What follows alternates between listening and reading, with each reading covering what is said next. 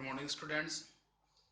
Class 10th आपका जो chapter था ग्रामर का, उस ग्रामर के चैप्टर में जैसा कि आपने पढ़ा कि किस प्रकार से वाक्य शुद्धि और अशुद्धि होती है, वाक्य शुद्ध करने के कौन से नियम है और वाक्य शुद्धि के कौन से कारण हैं।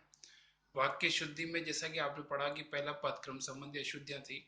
अगर कोई व्यक्ति किसी प्रकार से वाक्य में जो पद है उस पद का सही प्रकार से इस्तेमाल नहीं करता, हो सकता है उसमें किसी न किसी रूप से बदलाव रखता है, या कह सकते हैं उसका समुचित पदक्रम नहीं होता, तो हम कह सकते हैं कि वो पदक्रम संबंधी अशुद्धियां मानी जाती है।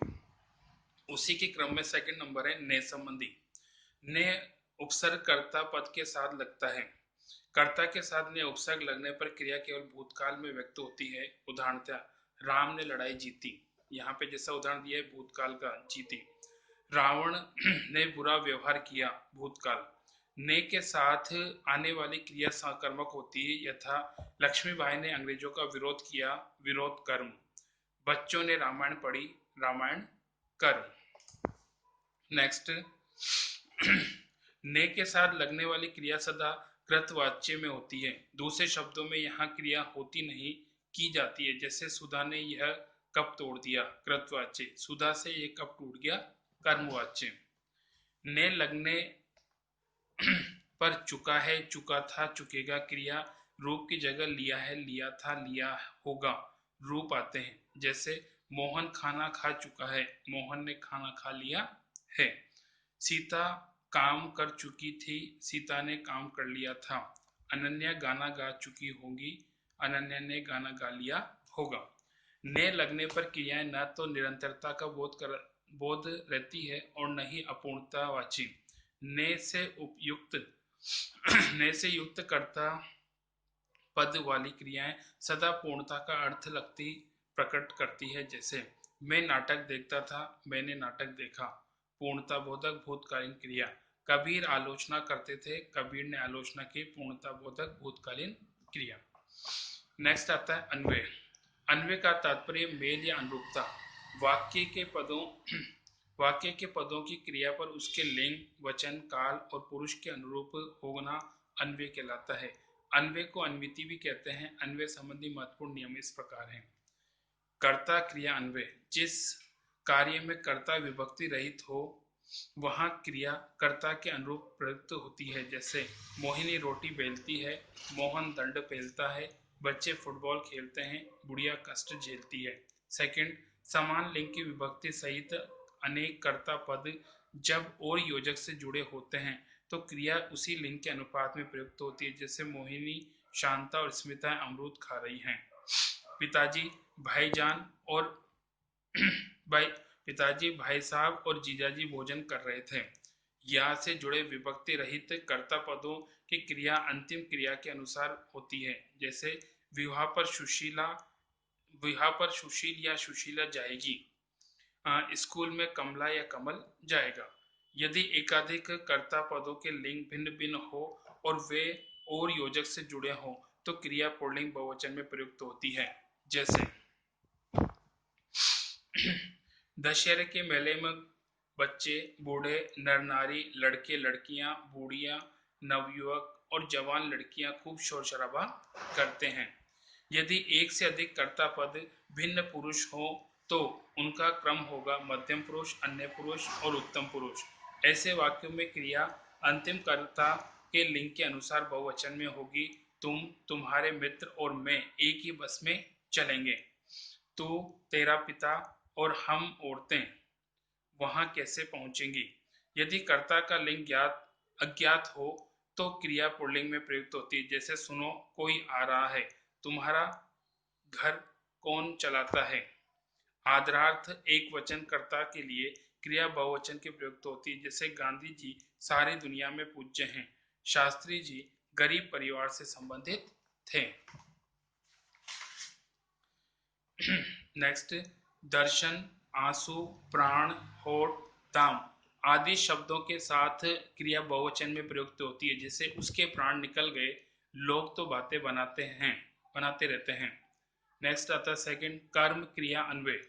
जिन कर्ता पदों के साथ नई विभक्ति का प्रयोग होता है वहां क्रिया कर्म के अनुसार प्रयुक्त होती है। मोहिनी ने रोटी बेली, कर्म के अनुसार। मोहिनी ने पराठा बेला, कर्म के अनुसार। सेकंड, जहां कर्ता और कर्म दोनों विभक्ति सहित होते हैं वहां क्रिया पुल्लिंग एक वचन में होती है। जैसे प्रधानाचार्य ने चपरासी को धमकाया, बंदरों ने कुर्सी को तोड़ा। थर्ड, संबंधी अन्वय। संबंध कारक का लिंग उसके संबंधी के लिंग के अनुसार प्रयुक्त होता है। यदि कर्ता भिन्न भिन्न लिंग के हों और से जुड़े हों तो उनका संबंध कारक लिंग प्रथम लिंग के अनुसार ही प्रयुक्त होगा। जैसे तुम्हारी बेटी और मेरा बेटा पढ़ रहे हैं, तुम्हारा भाई और बहन क्या कर रहे हैं।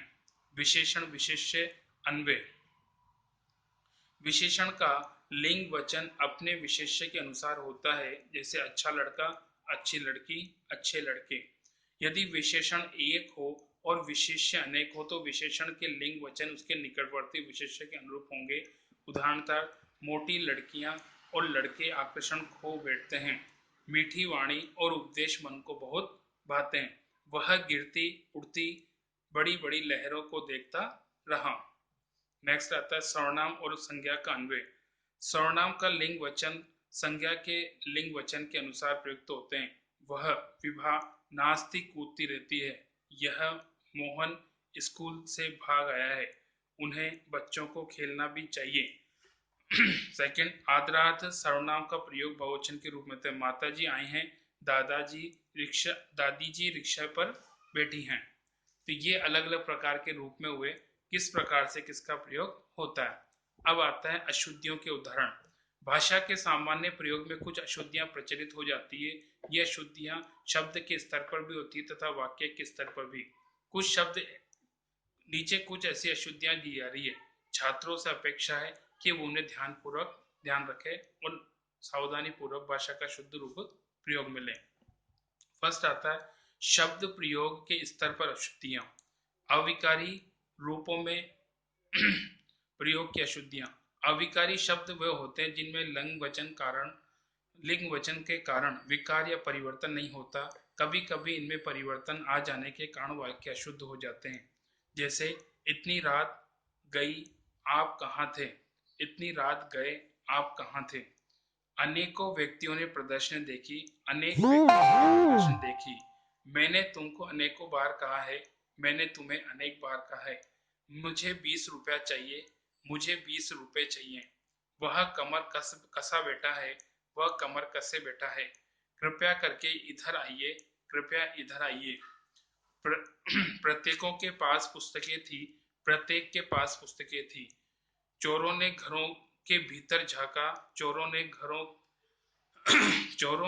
घरों के भीतर झांका, चोरों ने घरों के भीतर झांका। उधर न जाना, उधर न जाना। लता कितनी मधुर गाती है, लता कितनी मधुर गाती है। वह दिनों रात काम करता है, वह दिन रात काम करता है। जितना बोलेगी उतनी पिटेगी, जितना बोलेगी उतना पिटेगी। लड़की बहुत ऊंची बोली, लड़की बहुत ऊंचा बोली। बुरे से बुरा आदमी भी सम्मान चाहता है, बुरे से बुरा आदमी भी सम्मान चाहता है। जितनी करनी वैसी भरनी, जैसी करनी वैसी भरनी। गुफा में बड़ा अंधेरा है, गुफा में बहुत अंधेरा है। कौन पत्र लिखा है, किसने पत्र लिखा है। तो यहाँ पे ये कंप्लीट हुआ, बाकी नेक्स्ट है।